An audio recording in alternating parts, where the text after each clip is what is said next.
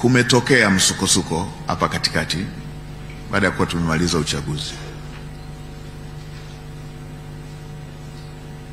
na jana nilisema na leo narudia,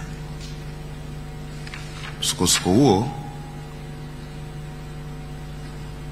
umehusisha kupoteza maisha ya Watanzania, na wengine wamepoteza maisha bila kushiriki. Niwaambia mimi kwenye imani yangu, kumwaga damu ya mtu mmoja asiye na hatia sio baraka katika ardhi husika.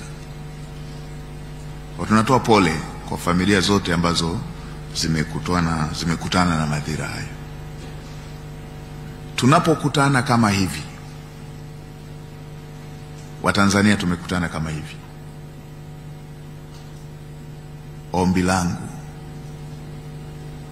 sote na kila mmoja kwenye dhamira yake, tunuie kwamba jambo la aina hii tusiruhusu litokee tena katika ardhi yetu. Si jambo la baraka, linatutengenezea makovu yasiyopona, linatupa gharama. Kumetokea msukosuko hapa katikati baada ya kuwa tumemaliza uchaguzi, na jana nilisema na leo narudia, msukosuko huo umehusisha kupoteza maisha ya Watanzania, na wengine wamepoteza maisha bila kushiriki. Niwaambia mimi kwenye imani yangu, kumwaga damu ya mtu mmoja asiye na hatia sio baraka katika ardhi husika. Tunatoa pole kwa familia zote ambazo zimekutana na madhira haya. Tunapokutana kama hivi, Watanzania tumekutana kama hivi, ombi langu sote na kila mmoja kwenye dhamira yake, tunuie kwamba jambo la aina hii tusiruhusu litokee tena katika ardhi yetu. Si jambo la baraka, linatutengenezea makovu yasiyopona, linatupa gharama. Kumetokea msukosuko hapa katikati baada ya kuwa tumemaliza uchaguzi,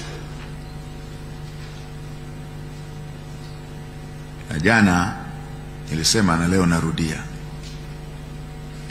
msukosuko huo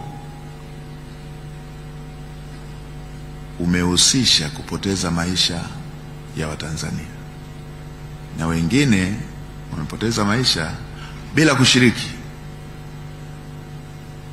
Niwaambia mimi kwenye imani yangu, kumwaga damu ya mtu mmoja asiye na hatia sio baraka katika ardhi husika. Tunatoa pole kwa familia zote ambazo zimekutana na madhira haya. Tunapokutana kama hivi, Watanzania tumekutana kama hivi, ombi langu sote na kila mmoja kwenye dhamira yake, tunuie kwamba jambo la aina hii tusiruhusu litokee tena katika ardhi yetu. Si jambo la baraka, linatutengenezea makovu yasiyopona,